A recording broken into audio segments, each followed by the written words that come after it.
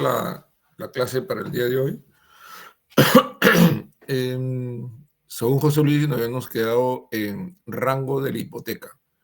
Claro, porque antes que esto, creo que hay,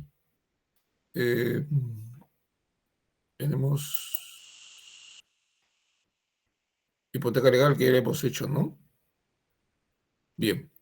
¿Es correcto? ¿Estamos en ese punto? Sí, profesor.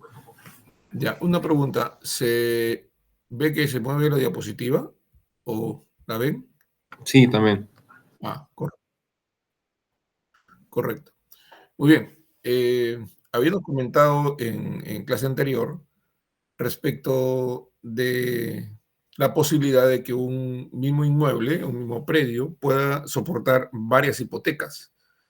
Y señalábamos que si el valor de un inmueble, por ejemplo, llegara a costar, llegara a tener ese valor de $100,000, podría haber una hipoteca o un gravamen determinado que ponga tope a la garantía que ese inmueble da para un crédito determinado, ¿no?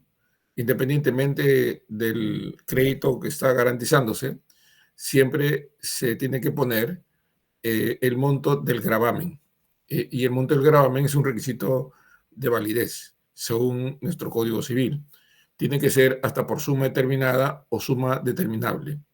Entonces, imaginémonos nosotros que tenemos una obligación de $60,000, un inmueble que va a asegurar esa obligación, que tiene un valor de $100,000, entonces pide una garantía.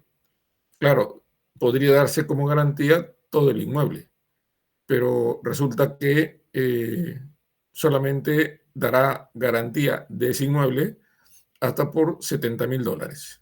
Entonces se inscribe la garantía con un gravamen de hasta por $70,000, si es que la obligación es 60. Siempre se recomienda que el gravamen sea mayor que la obligación, porque la obligación puede incrementarse, en cuyo caso la garantía podría responder solventemente si es que la obligación de haber sido 60 termina siendo 70, si es que la garantía está hasta 70. Muy bien, pero el problema es que teniendo ahí una primera hipoteca sobre un inmueble que vale 100,000 y esta solamente cubre 70, que es el valor del inmueble, 70 que es el gravamen, pero que 100 es el valor del inmueble, entonces tendríamos $30,000 un poco a nuestra disponibilidad. Podríamos constituir una segunda hipoteca por un crédito de $10,000, por decir, ¿no? Y entonces podemos grabar una segunda hipoteca por un gravamen de hasta por $15,000, ¿no? Entonces tendrían ustedes una segunda hipoteca que estaría sobre la base de la hipoteca anterior, que sería una suma que está dentro del valor del inmueble. Si el inmueble se vendiera, se recaudaría $100,000, de los cuales se tomarían $70,000 para el primer crédito y sobrarían 30. El segundo crédito está coberturado con un gravamen de $15,000, entonces se pagaría el segundo acreedor y aún quedaría 15,000 más que serían de propiedad del propietario del inmueble, ¿no? Podríamos poner incluso una tercera hipoteca de $10,000 o un gravamen de $10,000 que cubre una obligación de 8,000. Y entonces tienen una hipoteca tercera de $10,000. Entonces tendríamos una primera hipoteca por 70, una segunda hipoteca por 15, y ahí llevamos 85, y una tercera hipoteca por 10, sería 95. ¿Por qué es importante el gravamen? Porque decíamos ya esto en clase anterior, que el gravamen permite poner un límite a la disponibilidad monetaria respecto del valor total del inmueble, de tal manera que ese límite sea el único monto dinerario que podría tomarse de ese bien para asegurar el crédito que está siendo garantizado. Le interesa que el crédito haya crecido demasiado y que el crédito exceda el gravamen. Lo que interesa es que el gravamen es el límite que se permite tomar de ese bien para pagar la obligación. $70,000 será lo primero que tome el primer acreedor hipotecario, si es que el bien se vende, y esos 70,000 servirán para cubrir la obligación número 1. Pero esta obligación podría ser de 80, creció en el transcurso del tiempo por los intereses o las penalidades o cualquier otra obligación, creció. Entonces ya no era 70, sino que podría ser 80 y el gravamen no cubre la obligación, no interesa, solamente cobrará los $70,000. ¿Por qué? Porque eso le permitirá al segundo acreedor hipotecario cobrar sus 15 y a su vez le permitirá al tercer acreedor hipotecario cobrar sus 10, ¿no es cierto? Entonces tenemos ahí, dependiendo del momento en que se inscribió la hipoteca respectiva, tendríamos una primera hipoteca de 70, una segunda hipoteca de 15 y una tercera hipoteca de 10. Sumado tienes 95, todavía te queda $5,000 para el propietario, si es que es el caso, ¿no? A estas ubicaciones que tienen las hipotecas, conforme se van agregando al predio materia de la garantía, se le conoce como rango. La ubicación respectiva de las hipotecas, si son varias que recaen sobre un mismo bien, el orden que tienen estas se denomina rango. Entonces, el rango va a establecerse según el momento en que se inscribe, ¿no? Y aquí se aplica la regla que vemos ahí en el primer párrafo de la diapositiva. Priori in tempore potior in iure. Priori tempore potior in iure. Quiere decir primero en el tiempo, mejor en el derecho. La preferencia de la hipoteca le confiere la antigüedad de la hipoteca, es decir, la fecha de su presentación. El registro tiene un sistema de tiempo que le llaman sello de tiempo, donde puede fácilmente diferenciar el ingreso de un título en segundos. O sea, te puede establecer si es primero un título determinado que se presentó a las 3 de la tarde, 45 minutos, 50 segundos, de aquel que presentó a las 3 de la tarde, 45 minutos, 52 segundos, ¿no? Entonces, hay una distinción bastante precisa de los tiempos. Muy rara vez se podría entender, no sé si eso será posible, que dos títulos entren simultáneamente en el mismo momento. Creo que el sistema no lo permite. En todo caso, el sistema permitirá una secuencia, ¿no? Primero, segundo, tercero, cualquiera sea el momento en que se... Bueno, no cualquiera, sino que distinguirá siempre uno de otro en el tiempo, por más que sean fracciones de segundo o lo que sea, siempre va a establecer quién es primero en el tiempo. Nuestra norma establece que se prohíbe la renuncia a la facultad de gravar un bien con hipotecas posteriores. Es decir, no se puede obligar a una renuncia. El propietario de un bien no puede ser obligado a renunciar a la facultad que tiene para gravar el mismo predio con más hipotecas. Aunque este es un estilo, una costumbre de algunas entidades financieras o de algunos acreedores que consideran de que debería, para evitarse problemas en la ejecución, tenerse solamente una hipoteca, una garantía que es la hipoteca que ellos están constituyendo para cubrir su obligación y no tener otros acreedores que discutan con este primero las diferencias que pudieran existir entre la venta del bien y el gravamen, ¿no? Decíamos que podría ser que la obligación garantizada se haya incrementado, de tal manera que la obligación resulte ser en un monto mayor que el gravamen, y entonces cuando el bien se vende, se toma solamente el gravamen, el monto del gravamen, y eso sirve para pagar la obligación, pues resulta que el monto del gravamen es suma menor de la obligación. En consecuencia, va a haber una parte de la obligación que no va a ser cubierta. Entonces, lo que quieren los acreedores es obligarle al garante que no grave con más hipotecas, más que la suya, para evitar que la diferencia que pudiera generarse como consecuencia de la venta del bien y el monto del gravamen, que podría ser menor a la obligación, y convierten al propietario del bien en un fiador. Entonces el fiador es obligado con el deudor y las diferencias que pudieran aparecer luego del remate, igual las tomará el acreedor, pero ya no como patrimonio de su deudor, sino como patrimonio del fiador, que se habría constituido el propietario del bien, ¿no?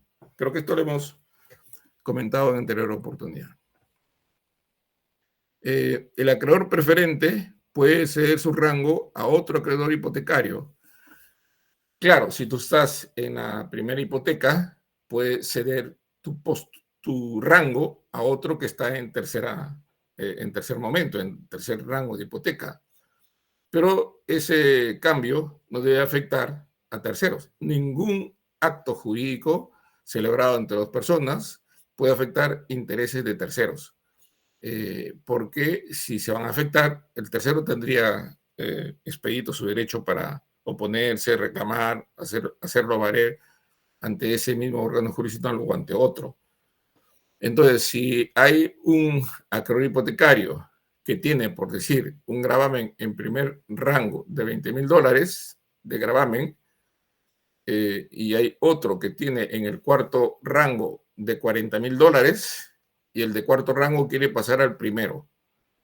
La norma no establece, digamos, alguna regulación sobre el tema, pero se entiende que si el del rango más reciente, de cuarto rango, por decir, su gravamen es de 40, quiere pasar a ser el primero, pero el primero tiene solamente un gravamen de 20, ¿correcto? Entonces, si quiere pasar al de 20, tendría que acomodarse a ese gravamen para no afectar el segundo gravamen, que está bajo la idea de que a él le tocará después que se saque 20, no después que se saque 40, ¿no? Que sería el monto del cuarto gravamen, sino después que se saque los $20,000 que están debajo de él, ¿no? Entonces, esta cesión del rango es válida, pero no debe producirse afectando el derecho de otro. Si es que, por ejemplo, si el primero es de $20,000, su gravamen, que tiene un techo, y el otro es de 40, y pasa el de 40 al primero, entonces podría ser que poniéndose 40 en el primer gravamen, ya no le permite cobrar al del segundo, dependiendo del monto por el cual se ha vendido el bien. Entonces, es muy importante que esta cesión no afecte al segundo acreedor hipotecario, porque el segundo acreedor hipotecario adquirió la garantía para la obligación que está a su favor, considerando que el primer gravamen es de 20 y no de 40. Muy bien, creo que ese es fuera de esa limitación, creo yo, que debería imponerse para evitar afectaciones de quienes han adquirido su derecho a buena fe, se podrían proceder a la renuncia de un rango a favor de otro.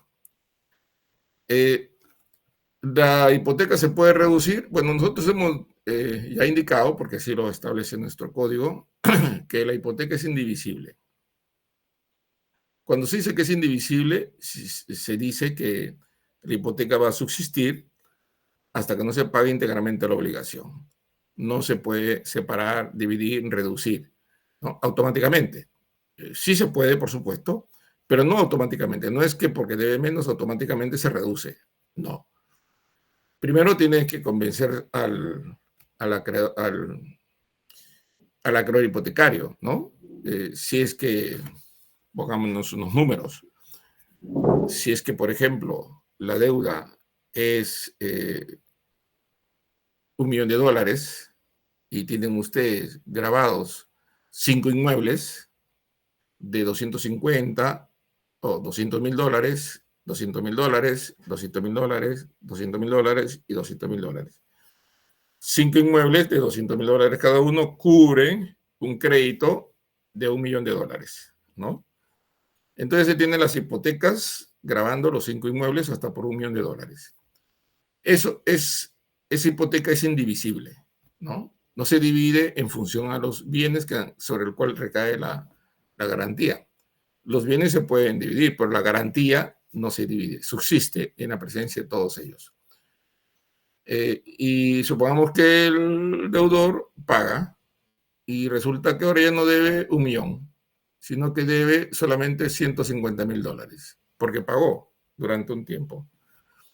Entonces mantienen el gravamen los 5 inmuebles cuando la deuda es solamente 150.000, que podría ser cubierto solo con un inmueble. Entonces, para que pueda el interesado levantar las hipotecas de los 4 inmuebles que innecesariamente siguen gravados porque la obligación se ha reducido, se necesita que lo autorice el acreedor hipotecario. Si el acreedor hipotecario no acepta la reducción, entonces es posible que eso sea autorizado por el juez, para lo cual el garante hipotecario podría recurrir al juez para solicitar que se disponga la reducción de la hipoteca hasta los bienes que sean suficientes a efectos de cubrir lo que queda pendiente de pagarse. El juez tendrá que evaluar si es razonable, si es proporcional, aplica los criterios de razonabilidad y puede decir que bastaría con un inmueble, pero por si acaso considerara que la obligación podría crecer, en todo caso serían 2 inmuebles y liberaría los otros 3, ¿no? Entonces ahí sí se produce la reducción de la hipoteca, que había cubierto antes 5 inmuebles, ahora cubren solo 2 o en su efecto solo 1, dependiendo por supuesto de lo que proyecte el juez en relación al crecimiento o el incremento de la obligación, ¿no? Recuerden que la obligación puede incrementarse según el pacto por razones del interés o por razones de penalidades u otras obligaciones que se incrementan en el tiempo, y podría ser, el juez percibe de que a un tiempo un inmueble va a ser insuficiente o el inmueble está deteriorado y no tiene valor suficiente para 150.000 y requeriría de 2 inmuebles. Ahí sí el juez podría reducir con la seguridad de que al reducir la hipoteca judicialmente, está por mandato judicial, no afectar o no poner en riesgo el cobro de la obligación del acreedor hipotecario. ¿Tienen preguntas?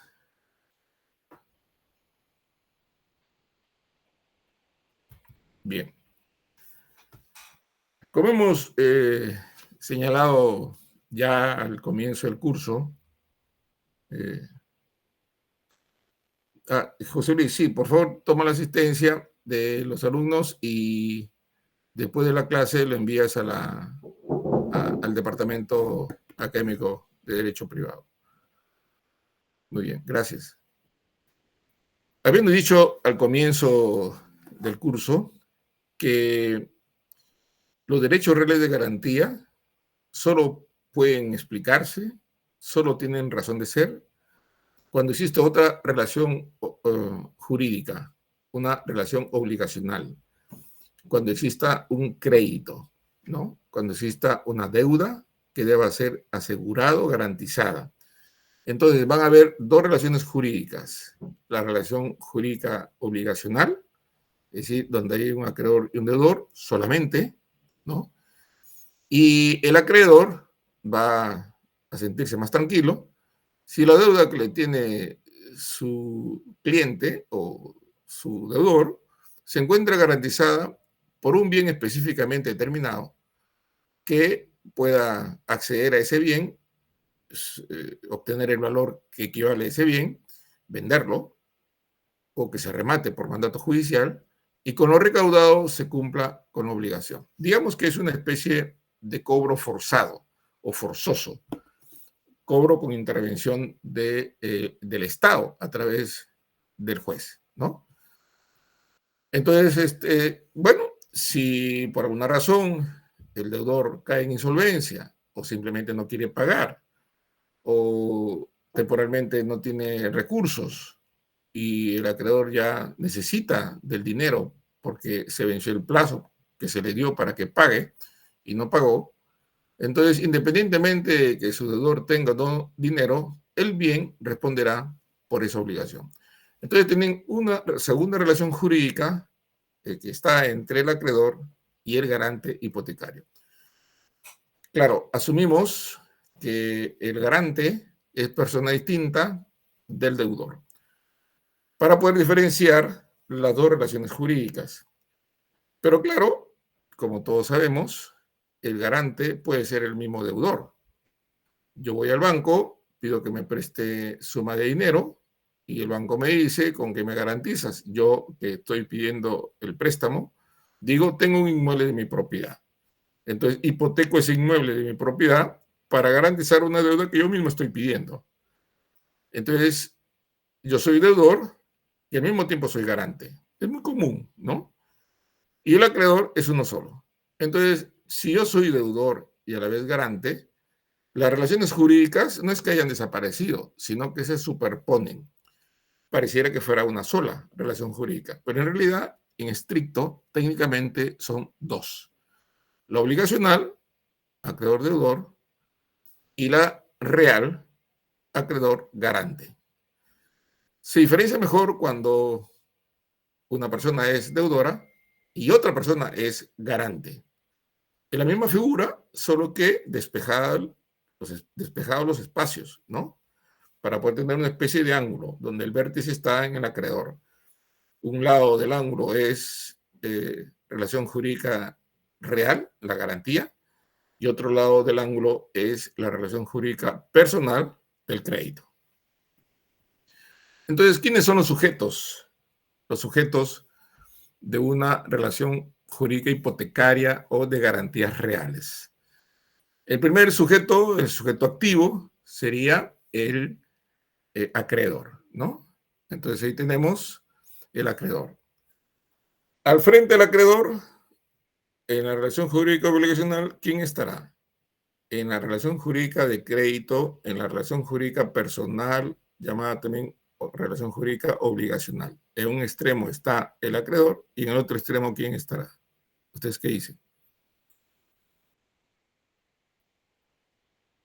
¿Mm? ¿El garante o el deudor?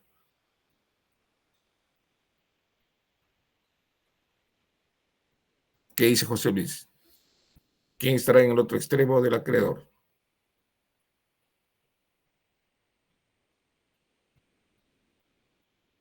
¿Mm? Obviamente el deudor. Obviamente el deudor. Es decir, tenemos por un lado al acreedor y en la relación jurídica obligacional está el deudor, en el otro extremo. Y la otra relación jurídica sería entre el acreedor y el garante, que sería la relación jurídica real. El garante es el que constituye la garantía, es el propietario del bien. Ojo, el propietario del bien no es el deudor, es garante. Muy bien, entonces tendrían ustedes sujeto activo, acreedor, en la relación obligacional, sujeto pasivo, deudor. En la relación jurídica de derecho real, sujeto activo, acreedor, y sujeto pasivo, garante. Garante es el que constituye la garantía y es el propietario del bien, ¿no? Él no es el deudor. Entonces tenemos los sujetos de la relación jurídica en una garantía real, en la constitución de una garantía real, ¿no? La relación jurídica obligacional, sin duda, es la obligación principal y la relación jurídica de garantía es accesoria. Y es lógico porque la relación jurídica obligacional necesita de la garantía para asegurar la obligación. Pero podría existir sin garantía.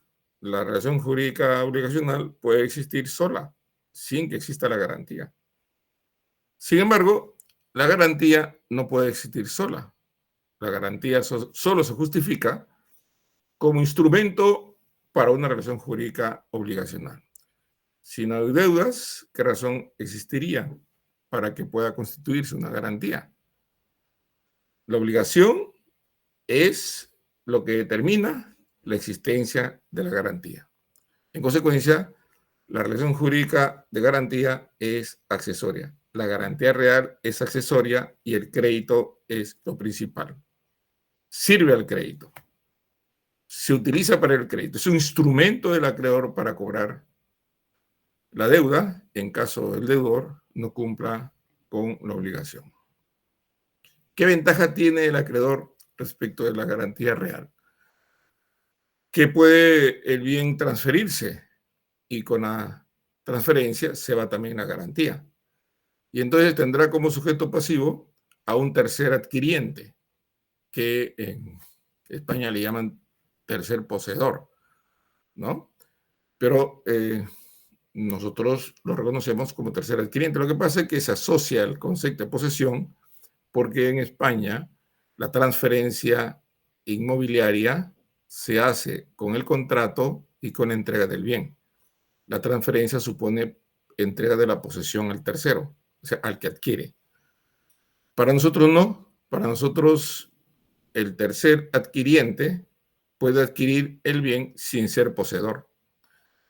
En España, el tercer adquiriente será adquiriente si es poseedor, porque para que la transferencia opere es necesario la entrega del bien. Es el famoso sistema de título y modo. Nosotros no, nosotros tenemos un modelo consensualista donde la transferencia opera con el mero contrato, o sea, con la voluntad concordada del adquiriente y del transferente, nada más, sin necesidad de entregar el bien. Entonces nosotros sí podemos decir directamente que es un tercer adquiriente. Si el propietario que constituye la garantía transfiere el bien, la garantía subsiste teniendo como nuevo propietario al tercer adquiriente. Y este puede a su vez venderlo a otro y a cuantos más quieran. El garante, el acreedor, siempre tendrá como garantía el inmueble, quien quiera sea el propietario en el momento en que se va a ejecutar la garantía. Con él se entenderá. ¿Se tendrá que notificar al constituyente de la garantía? Sí, porque él es el que firma el contrato. Pero tendrá que convocarse, por supuesto, al actual propietario, si es que se está ya en la fase de ejecución, tendrá que emplazarse al dueño vigente de ese momento, independientemente de que haya sido o no el que constituyó la garantía. ¿No? Me explico. Juan constituye la garantía de un inmueble de su propiedad en garantía de otra obligación. Juan vende a Pedro, Pedro es un tercer adquiriente, Pedro vende a María, María es un tercer adquiriente, y se ejecuta la obligación, para lo cual se inicia el proceso de ejecución de garantías. El emplazado tendrá que ser quien firma el contrato, pero él ya no es propietario, entonces tendrá que emplazarse al tercer adquiriente. Entonces el tercer adquiriente vendría a ser el sujeto pasivo de la relación procesal y el constituyente de la garantía vendría a ser un tercero, un emplazado de todas maneras porque él formó parte del contrato, pero el que va a tener interés de proteger el bien es el actual propietario, porque él es el que tiene el patrimonio en su ámbito, en su esfera, ¿no? Mientras que el constituyente de la garantía ya no, ya no, ya no es titular, ya no tendrá interés en el bien, no tiene patrimonio que pueda ponerse en riesgo, y el tercer cliente es el que tiene el patrimonio, en consecuencia tiene que estar necesariamente en el proceso. En la diapositiva se señala que acreedor y deudor son sujetos activos y pasivos de la relación jurídica de crédito. Dichos sujetos serán los mismos en la relación jurídica hipotecaria si el deudor es el propietario del bien dado en garantía. Si el bien se enajena, el sujeto pasivo de la relación jurídica hipotecaria será un tercero, que sería el tercer adquiriente, quien responderá con el bien, hasta por el monto del gravamen, en caso que el deudor no cumpla con la obligación. ¿Preguntas? ¿Preguntas? ¿Todo bien? ¿Están ahí? Bien. Está bien, está bien. De las relaciones jurídicas que hemos comentado hace un momento, o sea, de lo que hemos reflexionado en este momento, en el sentido de quiénes son los sujetos de las relaciones jurídicas, y hemos establecido que hay el acreedor y el deudor en una relación obligacional y el acreedor garante en una segunda relación obligacional, sucede a partir de esas relaciones jurídicas las acciones correspondientes que se puedan hacer valer en virtud de esa relación jurídica. Entonces, se dice que hay una acción personal cuando hay una relación jurídica obligacional. Recuerden que la relación jurídica obligacional es la relación jurídica principal. O sea, recuerden que la relación de acreedor-deudor es la relación principal. La relación de crédito puede existir sola, sin garantías, y será cobrada o será ejecutada en virtud de esa relación jurídica. Cuando el acreedor advierte que su deudor no cumple con su obligación de pago, él inicia una acción contra su deudor. Esa acción dirigida contra el deudor para cobrar la obligación se denomina acción personal, ¿no?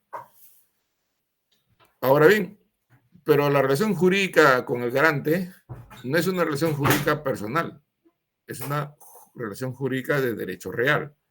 Entonces, la acción que tendría que usar el acreedor contra el garante o tercer adquiriente sería la acción jurídica o la acción real, ¿no? La acción real es la acción para ejecutar la hipoteca y la acción personal es la acción para cobrar el dinero. Y la acción real busca vender el bien para que con la venta del bien se pague la obligación. Entonces hay dos acciones, acción personal de crédito y acción real de garantía.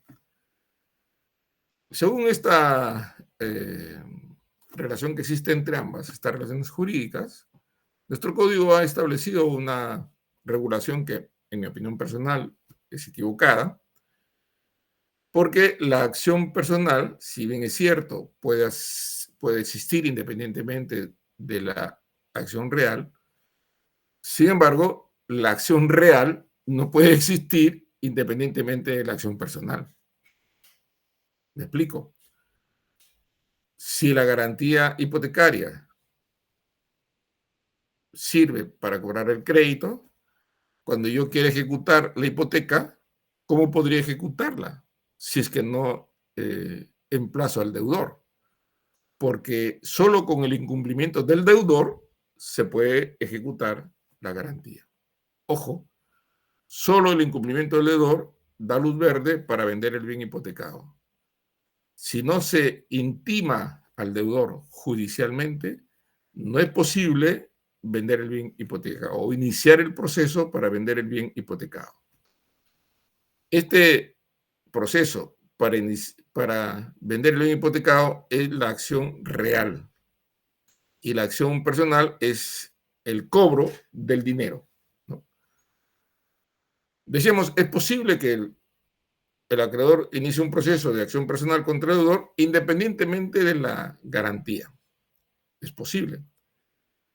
Pero el fruto de esa acción no será posible tener éxito en el sentido de recuperar su crédito si es que el deudor es insolvente o que si el deudor simplemente no tiene recursos económicos o si su obligación simplemente no la quiere cumplir.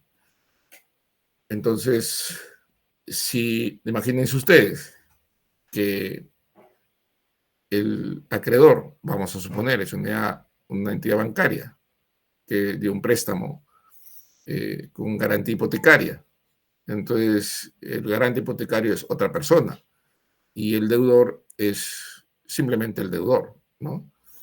El deudor no es garante, es solo deudor. Entonces, podría el banco iniciar un juicio de cobro de dinero contra su deudor.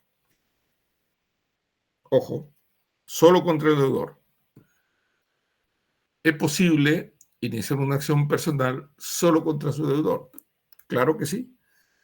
En ese juicio de cobro de dinero, el acreedor puede no decir nada de la hipoteca. Simplemente quiere cobrar el dinero. Y claro, basta con que exista acreditada la obligación, basta que él tenga, supongamos, una letra de cambio o tenga el contrato firmado de la deuda y inicie un proceso judicial, va al juez haciendo uso de la acción personal, va al juez y pide al juez que se intime al deudor para que pague la obligación, y si no paga, que se ordene la ejecución de sus bienes. Él no menciona la hipoteca y está haciendo uso de la acción personal. Entonces ya sale la sentencia y dice, páguese la suma de $100,000 al demandante. Y entonces ya tiene una sentencia que el juez ordena que le pague al demandante acreedor la suma de $100,000.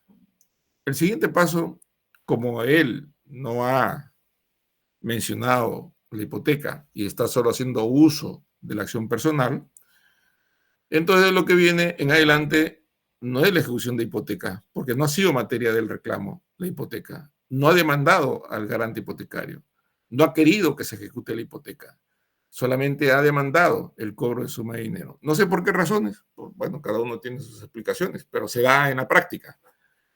Y hay muchos procesos así, y ahora menos, por supuesto, pero han habido muchos así, donde el acreedor inicia contra el deudor una acción personal y después inicia una acción de ejecución de garantía hipotecaria para ejecutar la hipoteca en un proceso de ejecución de garantías hipotecarias.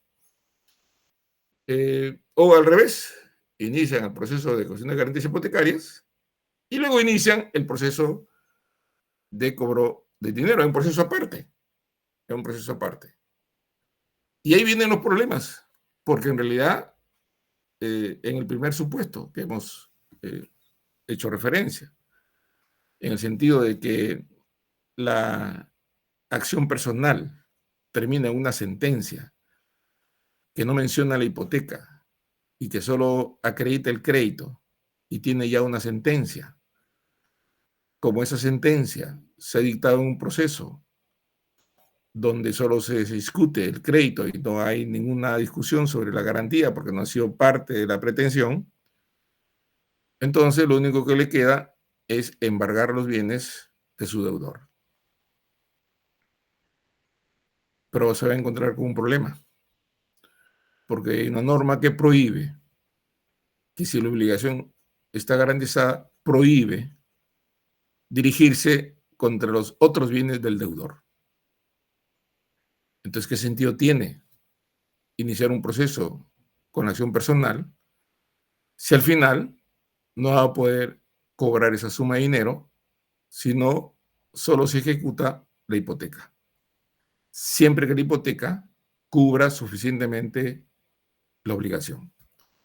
Si la obligación en materia de la acción de cobro de dinero está suficientemente garantizada, no puede embargar otros bienes del deudor. Tendrá pues una sentencia muy bonita, la pondrá en un cuadro y ese cuadro lo pondrá en la sala de su casa y podrá mirarla todos los días, pero no va a ejecutarla. Entonces, esta regla puesta en nuestro código, en el sentido que el acreedor hipotecario pueda hacer uso de la acción personal o de la acción real, porque una no excluye la otra, es una regla que en lugar de facilitar, digamos, el cobro del crédito por el acreedor, más bien se producen confusiones, entorpecimientos, duplicidad de procesos que pueden afectar el derecho del acreedor, definitivamente. Y ojo, que esto, bueno, la próxima clase voy a llevar hay muchos casos, pero voy a llevar un caso, que lo vamos a explicar en clase, donde el banco pretende cobrar solo el crédito, solo la deuda, pese a que ya había iniciado un proceso de ejecución de garantías reales. Y por supuesto, esa demanda terminó como improcedente. Pero miren que esa acción número 2, es decir, la acción personal de cobro solo del crédito, pese a que ya había iniciado la ejecución de garantía hipotecaria anteriormente, trajo como consecuencia que este segundo proceso se ha declarado improcedente porque ya estaba cobrando la obligación en la primera ejecución de garantías hipotecarias. ¿Qué va a suceder en la ejecución de garantías hipotecarias? Que sería la acción real en parte, ¿no? Porque podría ser acción personal también. Pero si yo demando ejecución de la garantía hipotecaria, significa que debo primero requerir al deudor para que pague la obligación, y si el deudor no paga, entonces se ejecuta la garantía. Como podrán darse cuenta, el acreedor tiene al frente a los dos. Tiene al frente al deudor y tiene al frente al garante en el mismo proceso.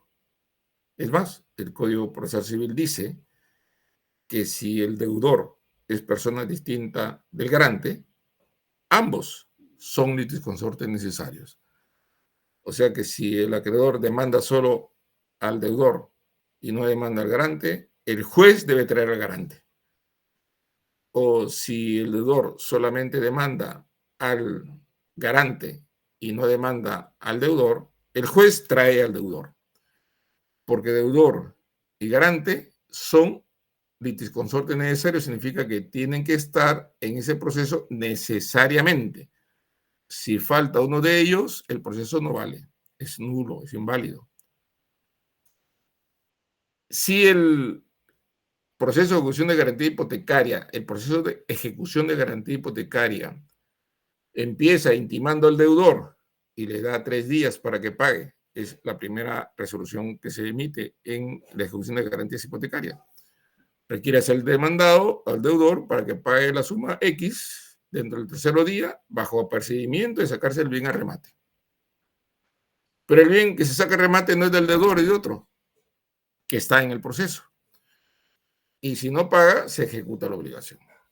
Claro, podría contradecir, se desestima la contradicción y se procede a la venta del bien. Entonces ahí sí tenemos que el acreedor hipotecario ha ejecutado ambas acciones, la acción personal y la acción real, en el mismo proceso. Entonces no es posible que primero se haga una acción real, porque si no puedes, siendo accesoria la hipoteca del crédito, no puede existir sola en un proceso. La acción real no puede existir sola, porque le falta el principal, que sería el crédito. Entonces tú no puedes rematar el bien si antes no intimas al deudor. Entonces, la ejecución de garantía hipotecaria tiene las dos: cobro de crédito y ejecución de garantías en un mismo proceso, una misma acción, que sería una acción mixta, ¿no? Así que en este artículo 1117, ¿puede leerla José Luis, por favor? Está ahí en la diapositiva.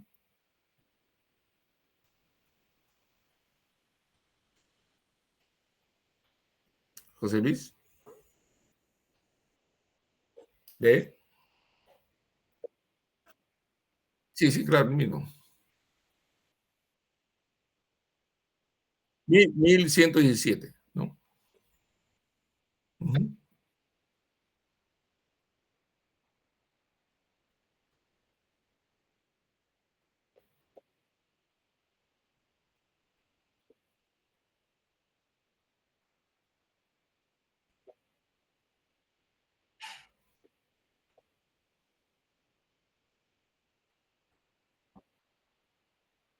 ¿Qué está diciendo ahí este artículo? Este artículo dice: tú, acreedor, puedes exigir el pago al deudor por la acción personal. ¿Qué se entiende ahí? En la acción personal, ¿quién sería el demandante? El José Manuel, acreedor. El el, acreedor. el acreedor. ¿Y quién sería el demandado? El deudor. El deudor. En la acción personal está el garante. No, no está. Solo en la acción ¿No? real. Solo en la acción real está el garante. Significa que según este artículo, el demandante de un crédito puede demandar solo al deudor, nada más, pidiéndole que devuelva el crédito, que le restituya la obligación que está pendiente de ser cumplida, sume dinero, y entonces inicia el proceso judicial. Y decíamos que llega la sentencia y tiene que poder ejecutar la garantía en una acción personal. Yo diría que no, profesor. Sería una acción real. Claro, una acción personal no da lugar a una acción real. O sea, en una acción, en el ejercicio de una acción personal, en el proceso judicial donde se ejercita la acción personal, solo se ejecuta el deudor, no se ejecuta al garante. Para que se ejecute al garante, tiene que emplazarse al garante y haciendo uso de la acción real. Correcto. Entonces ya pues lo sentenciaron y dice que pague los $100,000 y entonces no ejecuta la hipoteca y pide que se embarguen bienes del deudor. Ojo, no está el garante, solamente el deudor. Pide que se embargue bienes del deudor. Entonces se va a encontrar con este artículo, miren. ¿Puede leer, José Manuel? Sí, artículo 627, medida innecesaria. Si la pretensión se encuentra suficientemente garantizada, es improcedente el pedido de medida cautelar. Sin embargo, puede ser concedida si se acredita que la garantía ha sufrido una disminución en su valor o la pretensión ha aumentado durante el curso del proceso u otra causa análoga. ¿Qué está Sigo. diciendo? ¿Qué está diciendo? Está diciendo de que si esta obligación está garantizada con una hipoteca, entonces no puedes pedir embargos sobre otros bienes del deudor, ¿no? Si leemos la 692, está más claro. ¿Puede leer el 692? Sí, artículo 692, limitación cautelar. Cuando se haya constituido prenda, hipoteca o anticresis en favor del ejecutante en garantía de su crédito, no podrá cautelarse este con otros bienes del deudor, salvo que el valor de los bienes grabados no cubran el importe de lo adecuado por capital, intereses, costas y costos, o por otros motivos debidamente acreditados por el ejecutante y emitidos por el juez en decisión inimpugnable. ¿Qué está diciendo? Que si tú iniciaste, vamos a poner el supuesto de la acción personal, que según nuestro código, según este artículo, puedes hacer uso de la acción personal contra el deudor, ¿no? Solo la acción personal, tiene la sentencia, no está la garantía, y entonces pides que se embarguen otros bienes del deudor. Y entonces el juez le va a decir, perdón, no puedes embargar otros bienes del deudor si la obligación está suficientemente garantizada. Si la deuda es 100,000 y la garantía está por 120,000, no puedes embargar otros bienes del deudor. Y si no puede embargar otros bienes del deudor, ¿de qué le sirve esa sentencia? La sentencia es válida, jurídicamente hablando, pero se torna inejecutable porque tiene una garantía. Debió ejecutar la garantía previa intimación al deudor. Pero como el 1117 le permite ir a una acción personal independientemente de la acción real, entonces va a la ejecución de garantía, perdón, al cobro de crédito, y se encuentra que no puede embargar. Inútil, ¿no? Tanto nadar para morirse en la orilla, ¿no? Entonces, esta regla que dice que el acreedor puede exigir al deudor por acción personal no es cierta, salvo que el bien dado en garantía no cubra la obligación, en cuyo caso tendrá que embargar por la diferencia entre la obligación y la garantía. Si el gravamen de la garantía es 70, la obligación es 80, sí puede embargar por $10,000 otros bienes del deudor.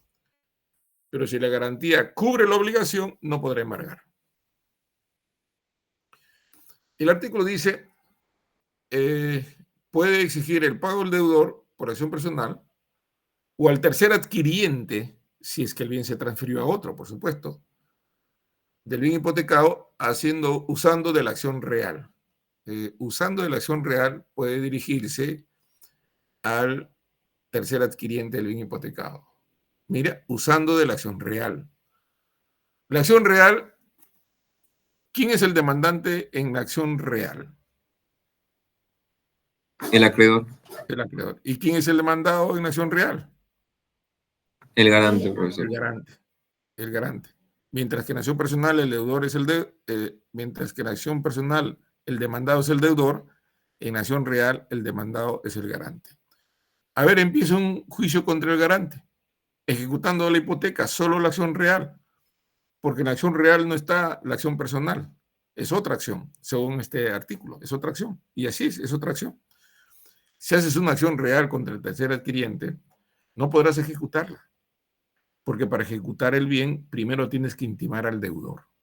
Quiere decir que primero tienes que acreditar que el deudor no pagó. Y el juez se encarga de decirle al deudor, cumple con pagar, porque si no paga, se ejecuta la garantía.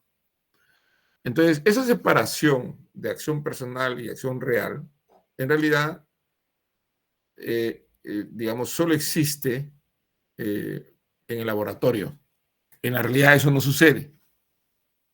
Porque cuando tú vas a iniciar la ejecución de garantías hipotecarias, tienes que demandar a los dos. En el proceso de ejecución de garantías hipotecarias, ojo, pestaña y ceja, en el proceso de ejecución de garantías hipotecarias, ¿quién es el demandante?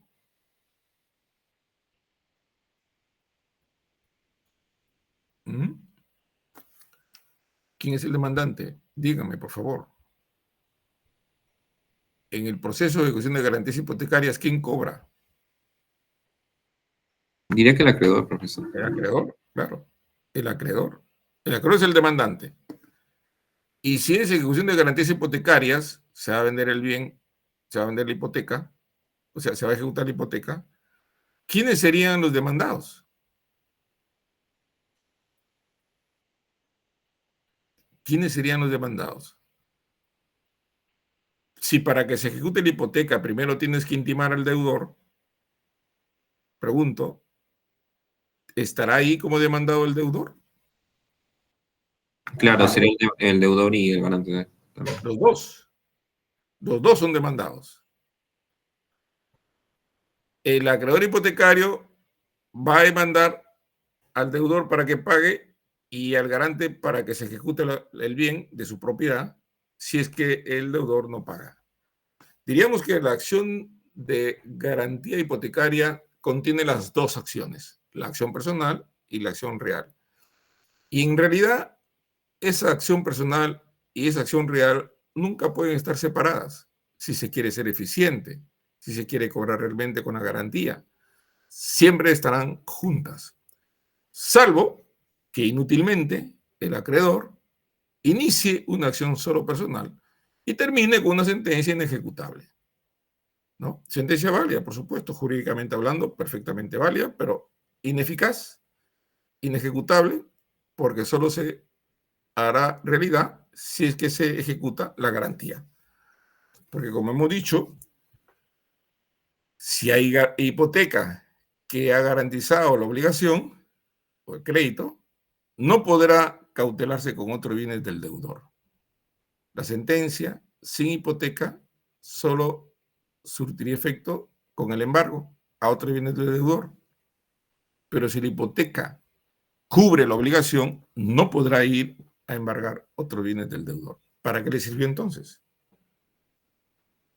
Muy bien, entonces yo creo que este artículo, me parece, debería ser derogado, porque distorsiona completamente la figura de la acción real y la acción personal, ¿no? Son acciones válidas, se entienden en doctrina, en teoría, pero cuando hablamos de acción real y acción personal del acreedor hipotecario, tiene que hacer uso de ellas en un solo proceso que se llama proceso de ejecución de garantías reales, dentro del cual está la acción personal y la acción real, juntas. De tal manera que si se incumple en el pago de la deuda, se ejecuta la obligación. Está el deudor que ha incumplido y está el garante que asegura la obligación. Entonces, esta regla, la verdad que es una regla que no tiene más que confusión, ¿no? Y ya analizaremos esto en clase ya personalmente con un caso específico de la vida real para que ustedes se percaten de lo absurdo de este artículo. Y comentaremos también, por supuesto, que este es un artículo cuyo origen está en la doctrina antigua ya del derecho civil patrimonial español, doctrina que no llegó a positivizarse, es decir, no se plasmó en un artículo del Código Civil, pero que estuvo vigente. Esta regla que ustedes están viendo en este artículo fue una tesis o fue una doctrina predominante en el derecho civil español, donde se distinguía acción real de la acción personal, pero que después de 20, 30 años de su vigencia, entró una corriente nueva que corrigió esta doctrina y ahora la tendencia tiene idea distinta, ¿no? Que recusa la separación de acciones cuando se trata de cobrar un crédito garantizado con hipoteca. Ejecuta la hipoteca cuando se incumple la obligación. Entonces tú no puedes ejecutar la hipoteca por un lado y cobrar el dinero por otro lado. Tienen que estar en el mismo proceso. ¿Cuál es digamos, la diferencia entre España y Perú? Que allá quedó en doctrina y no necesitó modificar ningún artículo del Código Civil porque no se plasmó en un artículo del Código Civil. Desgraciadamente en nuestro país, aun cuando esa doctrina no estaba presente en nuestro país, sino en España, tomaron los criterios de esa doctrina predominante en el derecho civil español y la positivizaron, es decir, la pusieron en un artículo. Entonces, ahora hay que cambiar ese artículo. Pese a que la vida misma de las ejecuciones hipotecarias tiene un camino diferente, está presente esta norma que me parece debería ser derogada, ¿no? Muy bien. ¿Alguna pregunta sobre esto? ¿Preguntas? Bien, entonces vamos a pasar extinción de la hipoteca. La última parte de la hipoteca, y ahí cerramos el tema de hipoteca y pasamos a otras garantías. Las causales para que la hipoteca termine, se extinga, son las que están ahí y que están previstas en nuestro código. Obviamente que si la obligación es la relación jurídica principal y la hipoteca es accesoria, solo existirá la hipoteca si existe la obligación. Si la obligación se extingue, no tiene sentido la hipoteca, tiene que levantarse. Y digamos que eso sucede en general en todas las garantías reales. Si hay obligación pendiente, hay garantía real constituida, entonces subsistirá la garantía real, en este caso hipoteca, mientras subsista la obligación. Pero si la obligación se cancela, se extingue por cualquier razón, porque las obligaciones pueden extinguirse no solamente por el pago, ¿no? El Código Civil establece diferentes maneras de extinguir una obligación, ¿no? Pero si la obligación se extingue, ¿qué sentido tiene la garantía? Si solo sirve para garantizar obligaciones. Y si ya no hay obligación, debe extinguirse la garantía, ¿no? Primera causal de extinción de la garantía. En este caso, de la hipoteca. Pérdida de eficacia por anulación, rescisión, resolución de la obligación garantizada. El espíritu es el mismo, porque mientras que la obligación se extingue por el pago u otra forma, la condonación, por ejemplo, ¿no? Si la obligación se extingue bajo modo distinto, puede haber una transacción, ¿no? Etcétera. O la consolidación, ¿no? Que está en un supuesto al final. Es decir, el deudor se convierte en dueño, compra el inmueble, ¿no? El asunto es que si la obligación no tiene existencia por anulación, por rescisión o resolución, significa que ya no hay garantía que se justifique. Entonces, los dos primeros incisos tienen el mismo espíritu. Si la garantía real hipotecaria existe justificadamente, si hay obligación pendiente, esta garantía tendrá que extinguirse si es que la obligación se pagó. O si la obligación ya no existe porque se declaró nula porque se resolvió la obligación o porque se rescindió la obligación. Entonces, al ya no existir obligación, tampoco debería existir la garantía. También se extingue por renuncia escrita del acreedor. El acreedor, bueno, este es un equivalente a abandono del derecho real, ¿no? El acreedor hipotecario es titular de un derecho real. O sea, tiene un derecho real a su favor, que es la hipoteca. Entonces, nosotros hemos visto extinción de la posesión, extinción de la propiedad con el abandono. ¿Qué es el abandono? El abandono es la abdicación del derecho de propiedad o del derecho de posesión del titular sobre el bien. Abdicación significa que no quiere ser más dueño o que no quiere ser más poseedor. Se produce el abandono. Para que haya abandono tiene que haber decisión del titular. Como aquí, en este caso, se trata de una garantía que no tiene presencia, digamos, material, como sucede con la propiedad o la posesión, sino que esta emana de un crédito, entonces el acreedor puede renunciar a la garantía. Renunciar a la garantía equivale, guardando la distancia, por supuesto, equivale al abandono de la garantía. Pero la figura adecuada, correcta, que ha escogido el legislador es renuncia escrita del acreedor. Solo se requiere que sea escrita, no pide que sea escritura pública, firmas legalizadas, etc. Basta que esté en un documento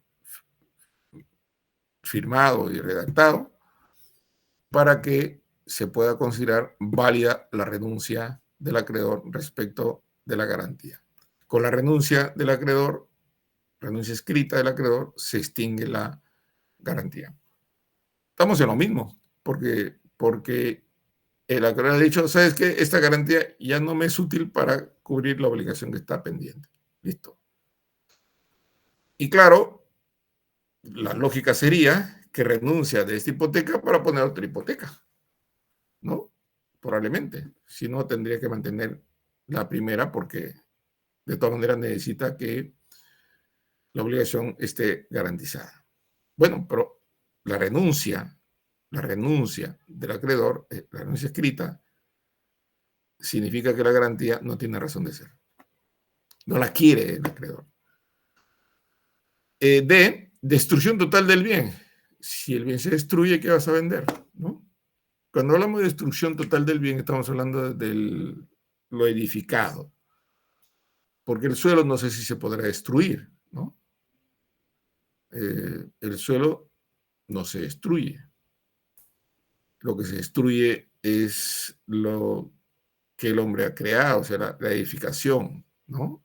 Las construcciones, las plantaciones que son incorporados al suelo. Si se destruye eso, entonces ya no tienes hipoteca porque tendrías que ejecutar un bien inexistente. Claro, se podría decir que la tierra soporta también la garantía, o sea, el suelo también soporta la garantía. Así que habría que hacer la precisión que quiere decir el legislador cuando dice destrucción total del bien. Si cuando habla de destrucción total del bien está hablando incluido el suelo, porque el suelo puede continuar con la garantía, ¿no? Con la garantía. Claro, será una garantía menor, de menos valor, pero igual es una garantía. Debe entenderse que ya no hay bien. Destrucción total del bien es ya no existe el bien como tal, ¿no? Y finalmente, la consolidación. La consolidación significa que el acreedor hipotecario adquirió el bien dado en garantía, compró el bien, ¿no? Se hizo dueño. Entonces se hizo una sola persona la garantía y la titularidad del bien hipotecado. O la consolidación puede ser que el garante adquirió la obligación. O sea, pagó la obligación Y entonces, con el pago de la obligación, libera el bien que estaba con hipoteca, pues ya se cumplió el pago, ¿no?, de la obligación. Pero en el caso de la consolidación está referido a la titularidad del bien. El acreedor hipotecario adquiere el bien hipotecado. Si adquiere el bien hipotecado, se hace uno solo. Se convierte en garante y acreedor, no puede ser. Entonces, eso da lugar al levantamiento de la hipoteca, ¿no? Bien, ¿preguntas?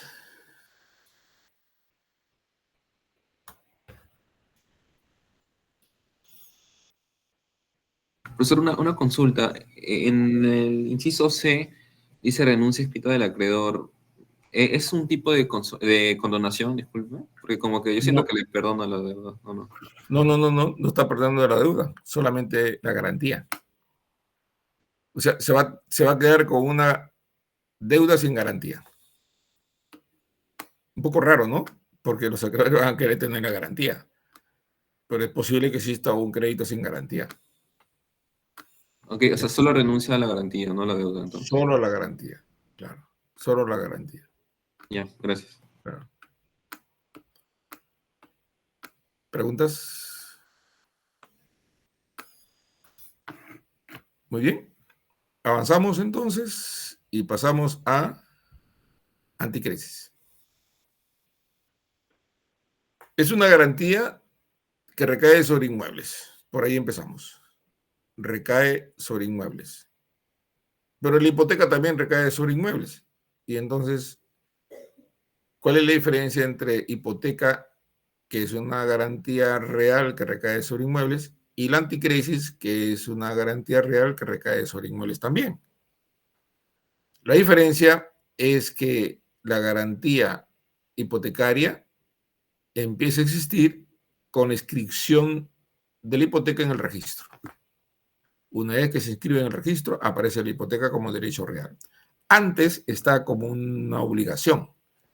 O sea, el contrato de hipoteca sin registro es un contrato. No tiene eficacia, no se puede ejecutar, no hay hipoteca todavía, ¿no? Como garantía real, como un derecho real.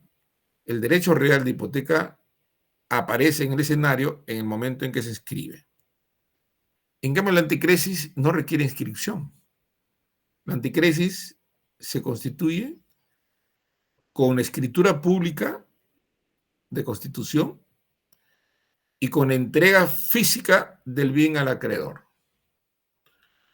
Y obviamente que la única manera que uno tiene para explicarse cómo es que el propietario de un bien, para garantizar un crédito que está asumiendo, se desprende físicamente del bien para entregar solo al acreedor, pudiéndolo inscribir en el registro. Y inscribiéndolo en el registro, él va a seguir con el bien, claro, con el cuidado que supone conservación del bien, pero va a poder alquilarlo, va a poder vivir, si es el caso, vivir en él, usarlo, ¿no? Mientras que está siendo instrumento de garantía para una obligación. ¿Por qué razón tendría que entregarse el bien para que se constituya esta garantía real? ¿Qué opinan ustedes? ¿Por qué es esta diferencia? ¿En qué escenario está desarrollándose, en este caso, la anticrisis? ¿Cómo se explican ustedes? ¿Qué está sucediendo en la anticrisis que digamos, ponga al deudor y al garante desprendiéndose físicamente del bien en la posesión para entregárselo físicamente al acreedor? ¿Qué opinan ustedes? ¿Cómo se explica eso?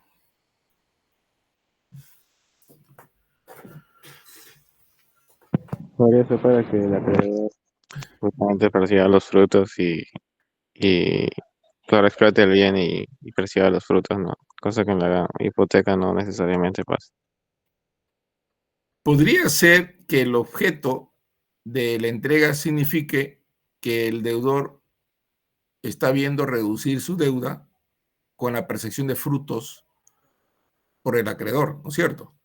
Entonces, un poco como que dice, no tendré liquidez, pero se está cobrándose con los frutos, la deuda, ¿no es cierto? Esa es una explicación. Pero igual tú podrías conseguir los frutos teniendo en tu poder el inmueble y alquilándolo, ¿no? Si yo soy propietario de un inmueble y constituye hipoteca con inscripción en el registro, no entrego el bien al acreedor, lo tengo como propietario, puedo alquilar el bien. Y alquilando el bien, yo percibo los frutos. Y al percibir los frutos, puedo usarlos para pagar. ¿Correcto? Entonces, lo que consigo con hipoteca se consigue también con la anticrisis, o al revés, lo que consigo con la anticrisis también puedo conseguir con la hipoteca. Pero está bien tu razonamiento, pero digamos que falta algo. ¿Qué le falta al inmueble que ha sido dado en anticrisis del inmueble que ha sido dado en hipoteca?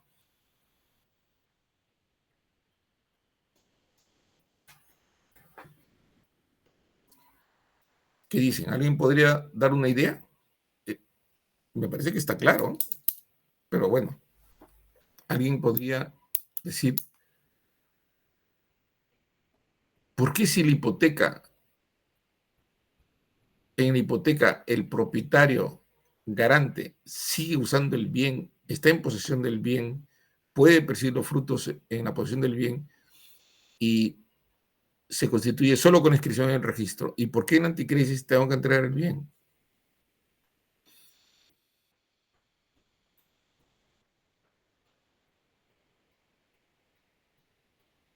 Porque el inmueble sobre el cual recae la anticrisis no está en el registro. Porque si estuviera en el registro, la ventaja sería darle hipoteca. Pero hay muchos inmuebles en el Perú que no están en el registro. O que están en el registro, forman parte de un área de mayor extensión que sí está en el registro. Entonces tú no puedes hipotecar un inmueble que no está claramente identificado y con autonomía registral, es decir, con independización, de tal manera que el inmueble que hipotecas sea el inmueble grabado, ¿no? Si tú eres poseedor de un inmueble que está en el registro, pero que forma parte de un predio de 100 hectáreas y tú tienes 1 hectárea, y ese predio forma parte de otro mayor de 100 hectáreas, pero que en el registro no está independizado, tú no puedes hipotecar 1 hectárea si en el registro está 100 hectáreas, ¿no? Entonces, diríamos que, ¿qué garantía podría, o sea, a través de qué mecanismo podrías usar el inmueble que tiene un valor económico para asegurar una obligación? Entonces tú tienes un inmueble de 3 pisos, por decir, que cuesta su valor actual es de $100,000, pero ese inmueble no está en registro independizado, o simplemente no está en el registro, no está inmatriculado, o si estándolo forma parte de un área mayor que no está perfectamente delimitada, no tiene ficha propia. Entonces, ¿cómo podría usarse ese patrimonio para contraer obligaciones? Entonces, la publicidad que da el registro puede ser sustituida, aunque en este caso de manera mucho más limitada, con la posesión del bien. La posesión es un mecanismo de publicidad, como lo es el registro. Sin duda que la publicidad posesión es circunscrita a un determinado ámbito geográfico, ¿no? Cercano al bien entregado, mientras que la publicidad registral es de un espectro bastante grande, ¿no? Yo diría está ilimitado. Entonces la publicidad registral es mucho más fuerte en cuanto a publicidad que la publicidad que da la posesión. Pero con todas las limitaciones que da la publicidad de la posesión, sin duda, la entrega le da seguridad al acreedor. El acreedor tiene físicamente el bien en su poder y puede percibir los frutos, efectivamente. En nuestro país, la anticrisis no se usa en las principales ciudades del Perú, donde los predios están inscritos en el registro público. Es decir, tienen ficha independizada. Pese a que en Lima sí hay predios de las cuales las personas son dueños, pero no digamos, no están independizados los predios. Y en el interior del país la cosa es peor todavía, ¿no? En el interior del país hay muchos inmuebles que tienen dueños, ¿no? Muchos años tienen dueños, han heredado de sus padres, sus abuelos, etcétera. Son dueños históricos de predios que no están en el registro y respecto a los cuales no puede haber hipoteca, porque el requisito de la hipoteca, decíamos, es la inscripción en el registro. Si no tiene registro ese inmueble, no puede haber hipoteca. Entonces, si es un inmueble que tiene un valor, puede darse en garantía, pero no con hipoteca porque no está en el registro el predio. Entonces tiene que entregarse físicamente al acreedor. Entonces el acreedor, teniendo el bien en su poder, está más que seguro. No solamente porque alguien que quiera adquirir el bien se encontrará con él, sino que además que él puede percibir los frutos y irse cobrando poco a poco, por lo menos en función a los frutos, la deuda que le tiene el propietario del bien, ¿no?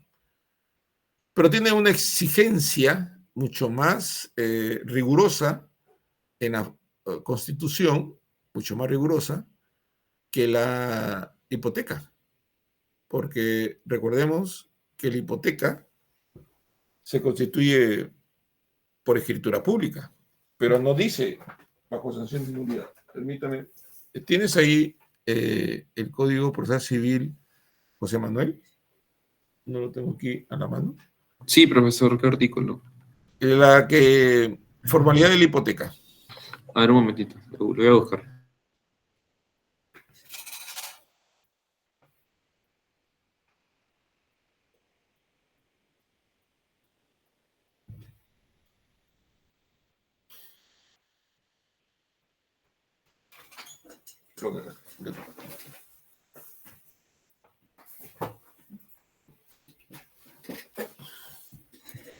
¿En el Código Procesal Civil me ha dicho?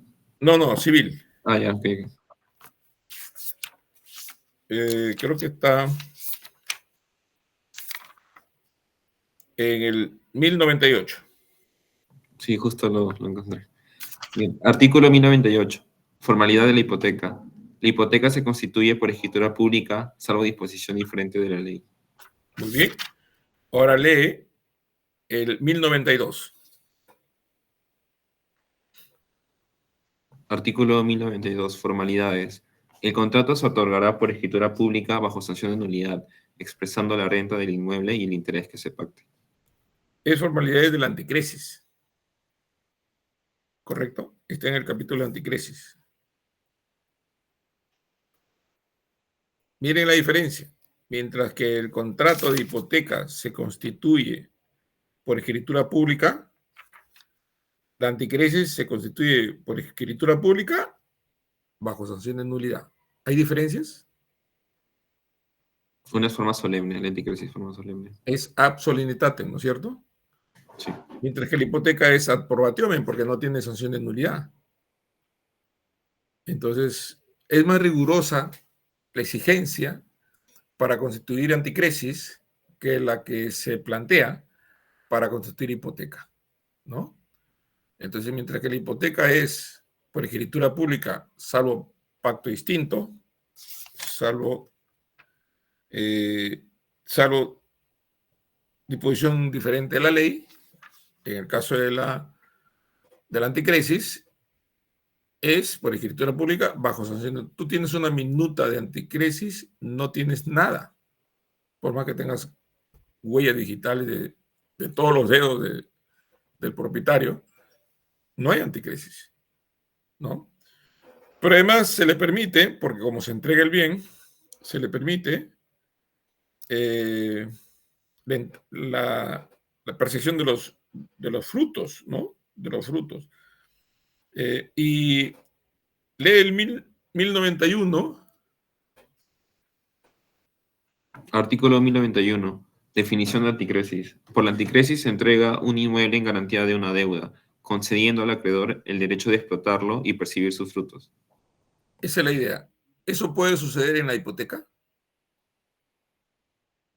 No, en la hipoteca no se puede entregar el bien. Así es. En hipoteca no se entrega el bien ni se le concede al acreedor hipotecario derecho a beneficiarse de frutos ni disfrutar del bien. O sea, no tiene la posesión.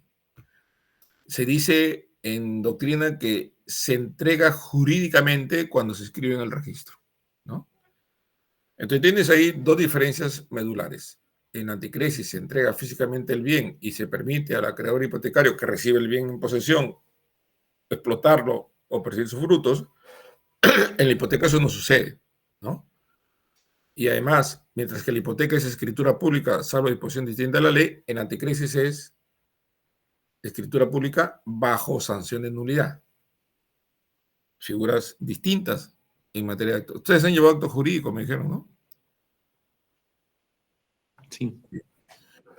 Hay diferencia entre acto jurídico ad solemnitatem y acto jurídico ad probationem, ¿no? ¿Qué acto jurídico sería la anticresis? Solemnitate, profesor. Claro, claro. Mientras que la hipoteca no. Y claro, también en el contrato debe expresarse la renta del inmueble y el interés en que se pacte. Pero miren que esos dos elementos, renta del inmueble, interés del crédito, no están bajo sanción de nulidad. Lo que está bajo sanción de nulidad es la constitución de la anticresis. Pero el contrato también tiene que ponerse, pues, si vas a percibir los frutos, tienes que decir cuánto se calcula la percepción de los frutos, porque normalmente se imputan al crédito, empezando con los intereses y luego al capital. Y como dice el 1093, ¿no es cierto? ¿Puedes leer el 1093?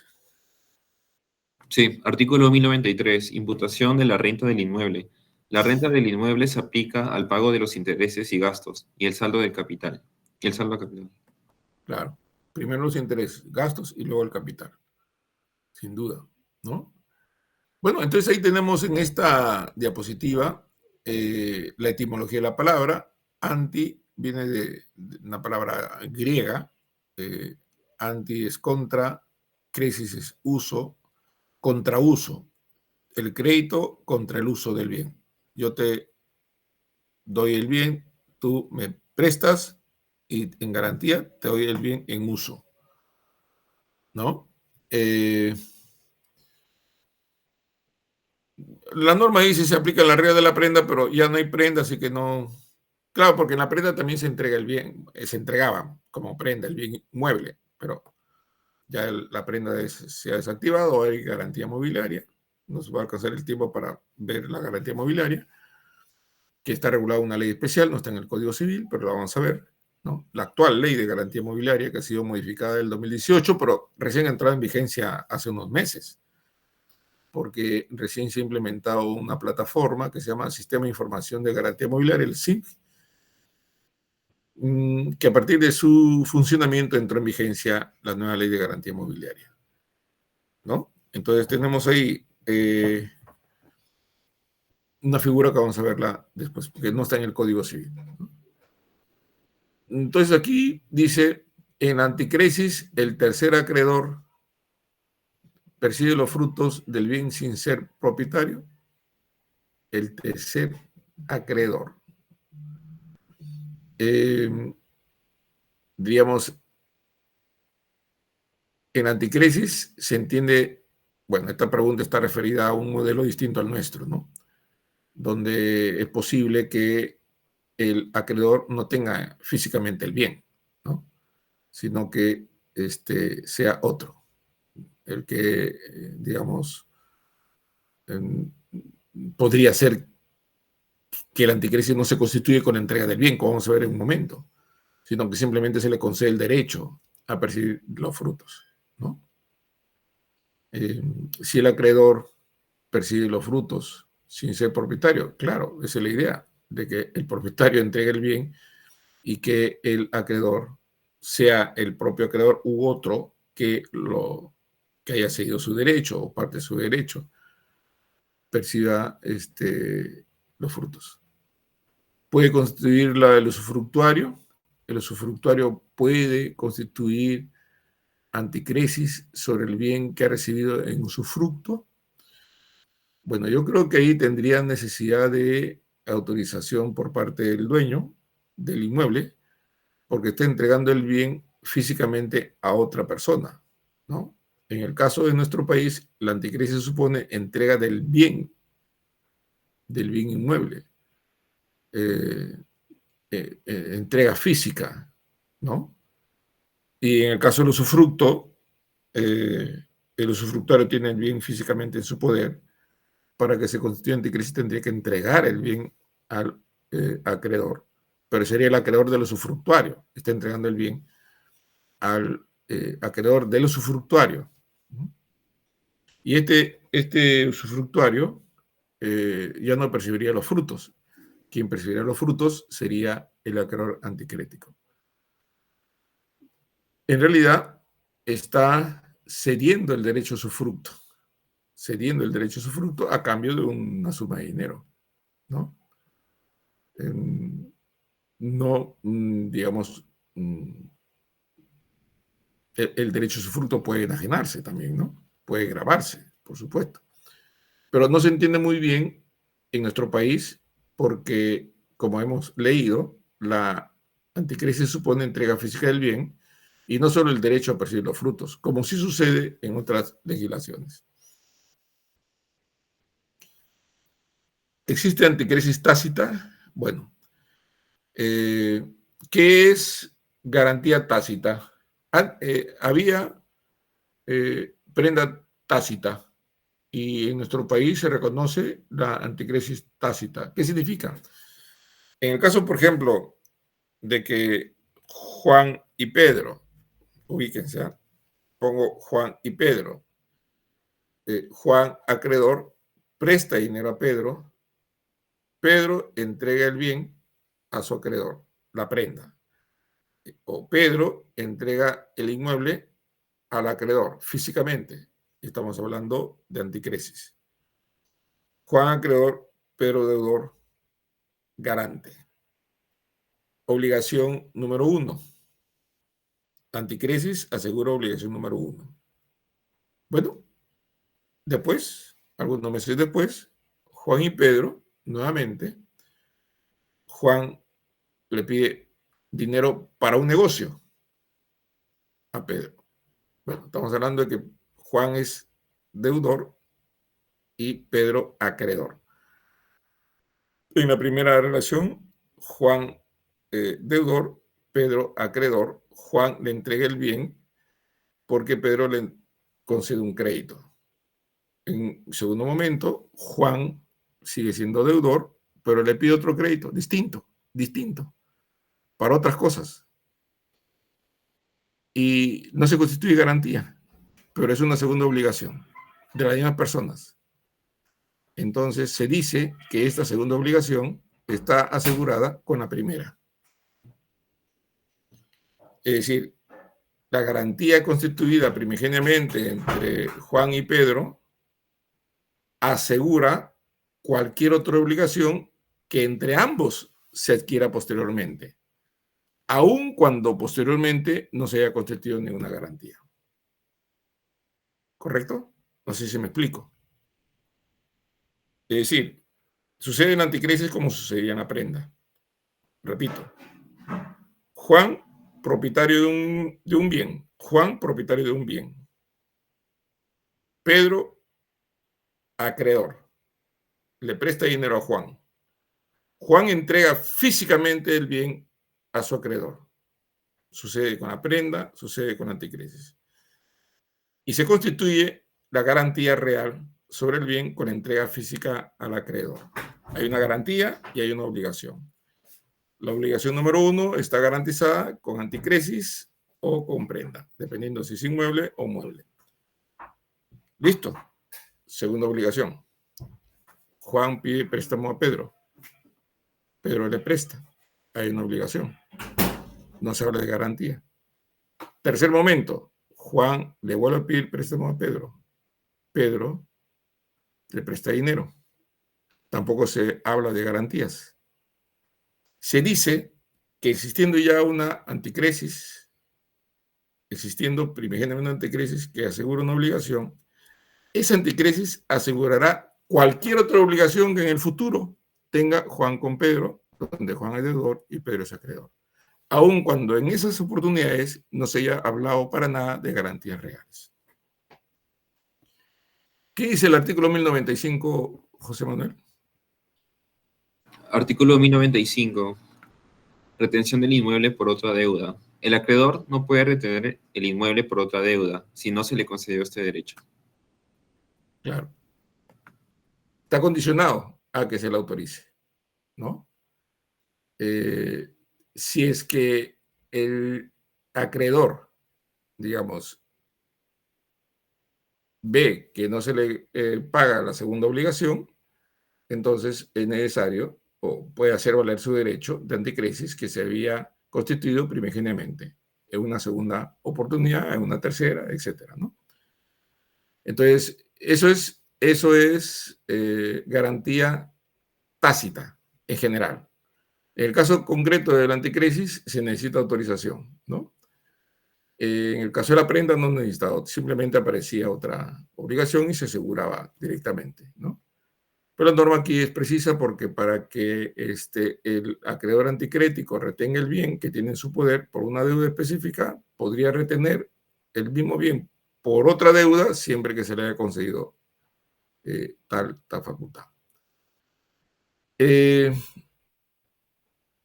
Bueno, esta figura de anticresis tácita se reconoce en el derecho contemporáneo. Vélez-Sarsfield, en el Código Vélez-Sarsfield se mantiene. Nuestro país no se admite, pero en parte, si es que está autorizado, no se admite.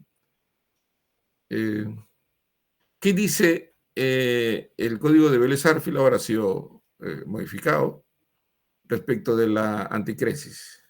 Dice, es el derecho real concedido al acreedor por el deudor o a un tercero por él, poniendo en posesión de un inmueble y autorizándole a percibir los frutos para imputarlos anualmente sobre los intereses del crédito si son debidos y en caso de exceder sobre el capital o sobre el capital solamente si es que no deben intereses. Se admite la anticresis tácita, Vélez-Sarsfield, ¿no? El usufructuario puede dar en anticresis el derecho a usufructo. Miren, todo lo que está aquí no lo tenemos nosotros en nuestro código, ¿no? El usufructuario puede dar en anticresis el derecho a usufructo. Eso no está regulado así de categórico como lo tenemos o se tiene en el Código de Vélez-Sarsfield, que ha sido derogado y que en el 2015 tiene un nuevo código los argentinos, que es este. Código Civil Argentino 2015, el vigente, el actual.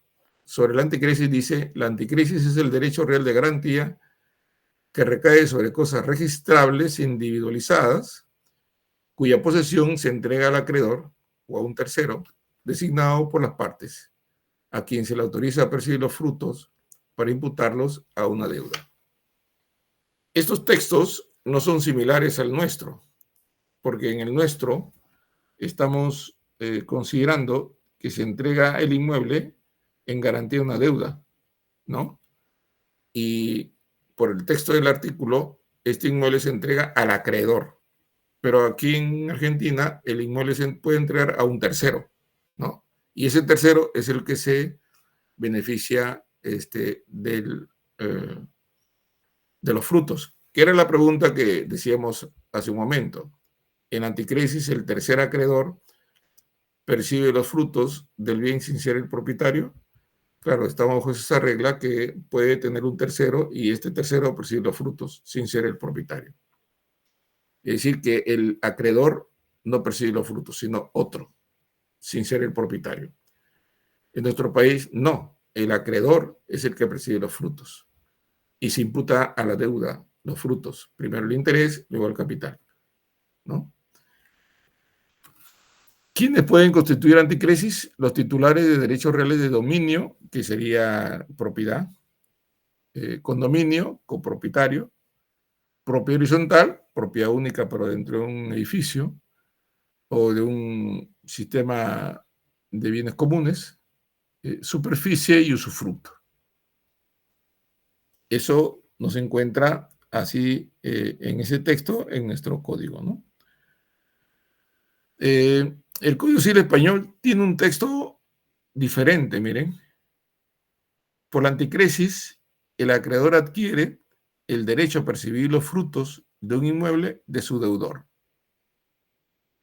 Por la anticresis, el acreedor adquiere el derecho a percibir los frutos de un inmueble de su deudor. No dice que le entrega, solo le da el derecho a percibir los frutos, nada más. Y eso supone que le puede entregar o puede no entregarlo, pero la entrega no es un requisito para la constitución de la anticresis. Sí es un requisito que perciba los frutos. Si se produce la entrega, entonces tiene que pagar por el uso, ¿no? Pero la anticresis en realidad solo es el mecanismo por el cual, o el instrumento de garantía por el cual, el acreedor tiene derecho a percibir los frutos de un bien que pertenece a su deudor para aplicarlos al pago de los intereses primero y luego al capital, ¿no? Ahí la pregunta salta a la vista. ¿Es necesario entregar el bien? No dice que debe entregarse. En consecuencia, la jurisprudencia del Tribunal Supremo Español ha considerado la solución de los conflictos sin este requisito, ¿no? Muy bien, vamos a dar un descanso de 10 minutos y continuamos. ¿Correcto?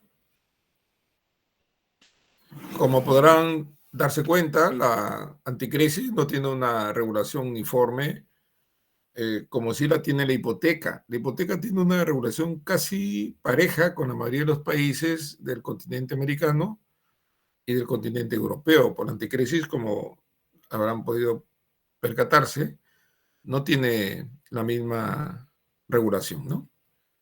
Argentina, España, por poner dos referencias, nos dan el dato de que lo que tenemos nosotros en nuestro país no es lo que se encuentra regulado en otros países, ¿no? En nuestro país no está regulada el anticresis del usufructo. No existe, como existe en Argentina, la anticresis tácita. Existe siempre que esté autorizada, ¿no? Autorizada. En el derecho civil español, decíamos, la anticresis solo permite el derecho a percibir los frutos. No es un requisito la entrega del bien. En Argentina, la entrega del bien puede hacerse a un tercero. En nuestro país, la entrega del bien tiene que hacerse al acreedor, ¿no? No a un tercero. ¿Preguntas sobre esto? ¿Preguntas? No hay. Entonces pasamos. Vamos a ver ahora.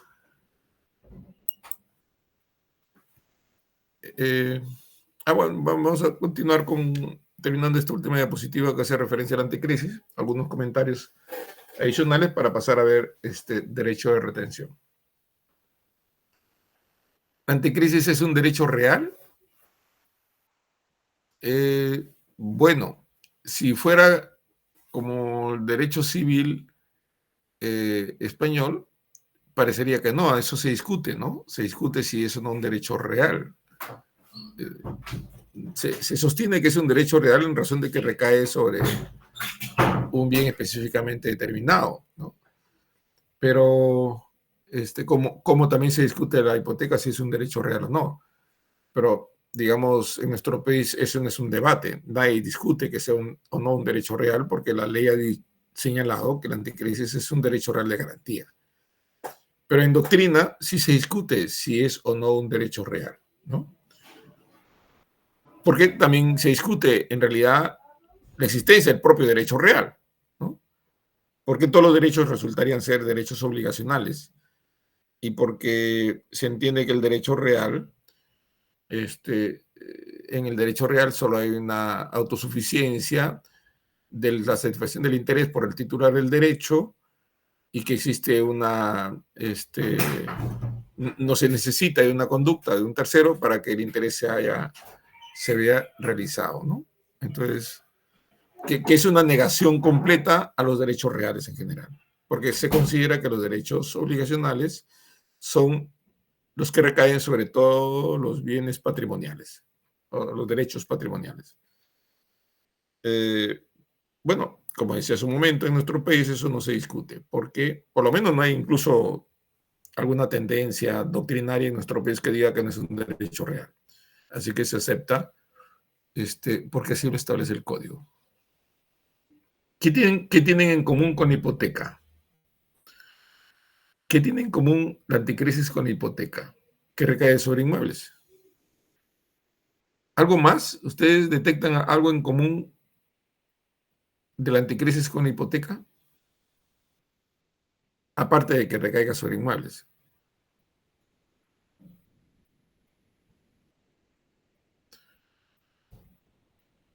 No le veo yo algo más en común, ¿no?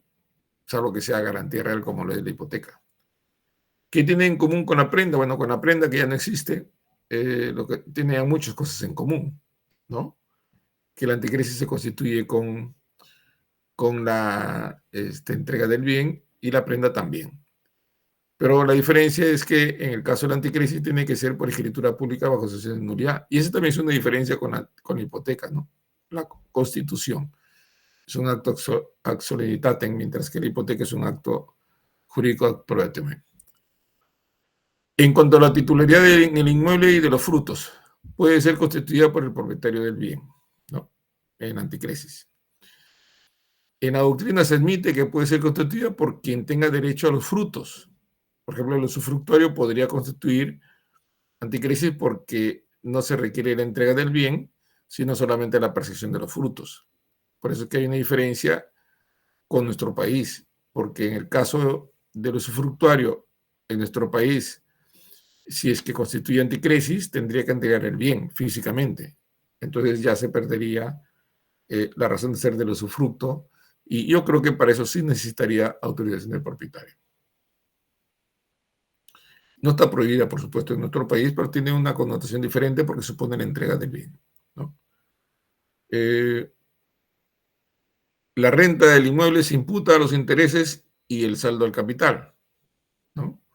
Las obligaciones del acreedor son al arrendatario, excepto la de pagar renta. Así está en el 1094. ¿Puede leer el 1094, José Manuel?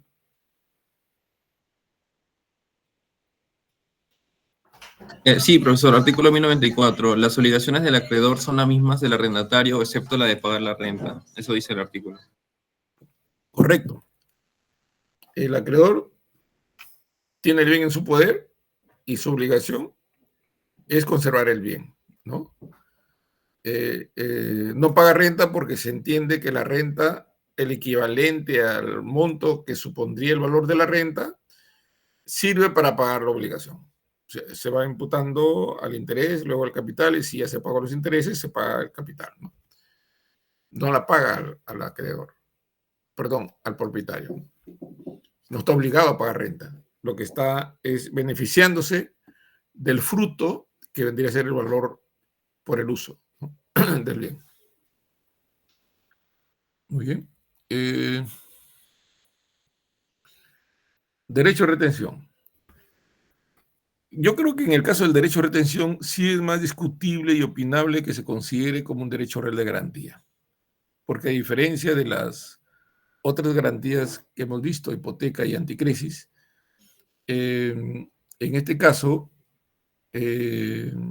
los bienes dados en garantía o los bienes que están considerados en la garantía del derecho a retención no tienen como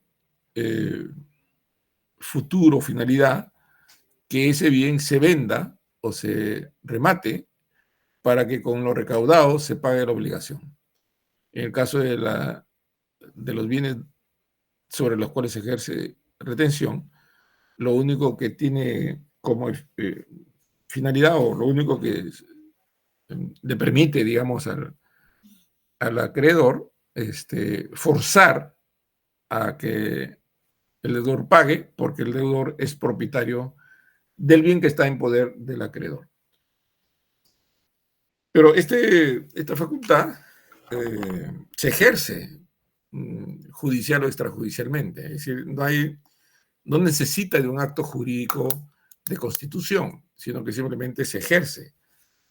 Y, digamos, se produce cuando una persona posee el bien de otra, o sea, posee un bien ajeno, y resulta que esta persona que tiene el bien en su propiedad, que puede ser mueble o inmueble, es acreedor del propietario del bien.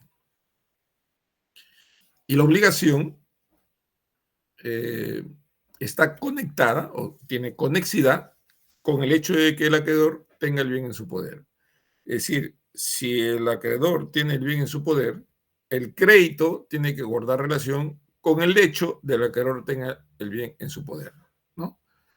Esa conexidad le permite al acreedor, poseedor del bien de su deudor, retener el bien hasta que su deudor le pague la deuda o cumpla con la obligación. Por eso es que se dice que por el derecho a retención, el acreedor retiene en su poder el bien de su deudor cuando la obligación no está suficientemente garantizada. Pero procede, ojo, que para que esto proceda o para que esto funcione, debe existir una conexión entre el crédito y el bien que se retiene. Es decir, no puede ser cualquier crédito. Tiene que ser un crédito conexo con el bien que está en manos del acreedor, ¿no?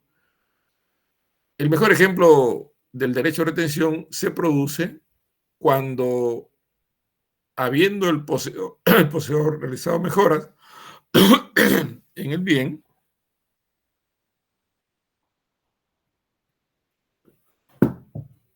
mejoras necesarias o mejoras útiles, que son obligación del propietario reembolsarlas, el propietario del bien no las reembolsa. Entonces, si el propietario del bien es renuente en el reembolso de las mejoras hechas por el poseedor, entonces el poseedor tiene derecho a retener el bien. En este caso, el poseedor es acreedor del propietario del bien. Entonces, ahí se configura de una manera bastante nítida el derecho a retención. No necesita de un acto jurídico previo de constitución. No hay una forma especialmente diseñada para que opere el derecho a retención.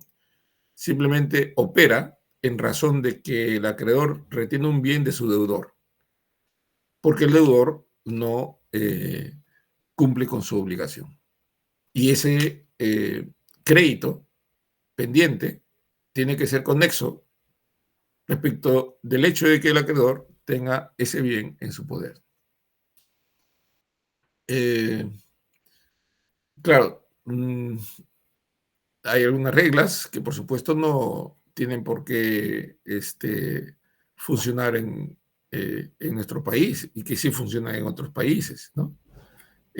Por ejemplo, no procede en los casos que se dan para depósito o para ser entregados a un tercero, que sí es posible en otras legislaciones, ¿no?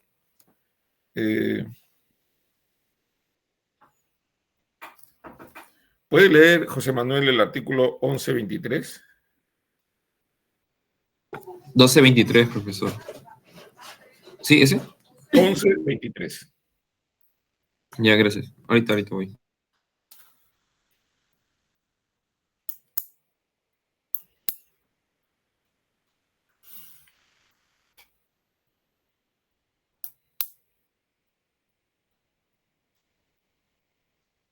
Bien, artículo 1123. Por el derecho de retención, un acreedor retiene en su poder el bien de su deudor si su crédito no está suficientemente garantizado. Este derecho procede en los casos que establece la ley o cuando haya conexión entre el crédito y el bien que se retiene. Vemos que en este caso, también en otro artículo, la ley señala que no procede cuando se trata de bienes que han sido entregados en depósito o para ser entregados a tercera persona, ¿no? Como es el caso del 1124. ¿Puede leer el 1124? Artículo 1124. Bienes no susceptibles de retención. La retención no puede ejercerse sobre bienes que al momento de recibirse estén destinados a ser depositados o entregados a otra persona. Sin embargo, en el derecho comparado se admite la posibilidad de que el depositario de un bien que fue entregado para que lo cuide, lo conserve en depósito, puede retener el bien dado en depósito si el que entregó el bien no paga la obligación del depósito. Es decir, si se comprometió a pagar, por decir, $500 mensuales por un depósito por tener en un depósito unos bienes y el propietario del bien no paga por el depósito, entonces puede retener el bien dado en depósito, ¿no? Digamos que me parecería lo más lógico. Sin embargo, nuestro código dice que no procede en los casos que al recibirse el bien estén destinados a depósito o para que sean entregados a terceros, ¿no? La próxima clase vamos a hacer una referencia del derecho comparado sobre el tema de retención para que se perciba que hay alguna regulación diferente en otros países como el nuestro. E incluso se hace esa referencia como el antecedente de la regulación actual del derecho de retención, ¿no? Es indivisible el derecho de retención, recae sobre la totalidad de bienes que estén en posesión del acreedor y por todo el crédito, igual que las otras garantías, son indivisibles. Cubre hasta por el valor que pueda satisfacer la deuda que la origina y cesa cuando el deudor paga o la garantiza, ¿no? Es decir, la cobertura es total. El valor del bien, el crédito no tiene más límite que lo que justifique para el valor del bien. Claro, si el deudor tiene el valor del bien del deudor, digamos, es 100 y el crédito es 50, entonces yo tengo interés para que me vuelvan el valor de 100 pagando 50. Pero si al revés, el crédito es 100 y el valor de bien es 50, ¿qué incentivo tengo yo para recuperar el bien? ¿No? Es decir, también se mueve el interés. El propietario tendrá incentivo para pagar la deuda y con ello lograr que se devuelva el bien, si es que la obligación es menor que el valor del bien. Porque si el valor del bien es menor que la obligación, simplemente dice, cóbrate con el bien, ¿no? Y ya no tiene interés para poder pagar la obligación porque el bien no satisface, no justifica, digamos, para el monto de la deuda que se tiene, ¿no? Salvo que quiera honrar él personalmente la deuda, ¿no?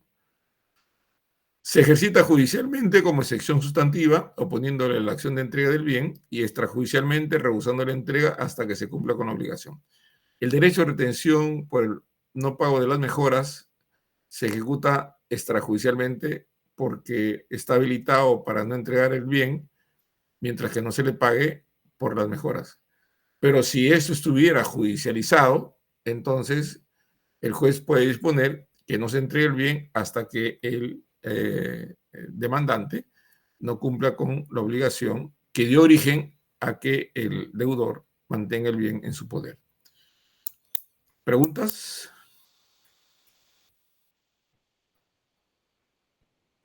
Bien, ahí nos vamos a quedar por hoy día.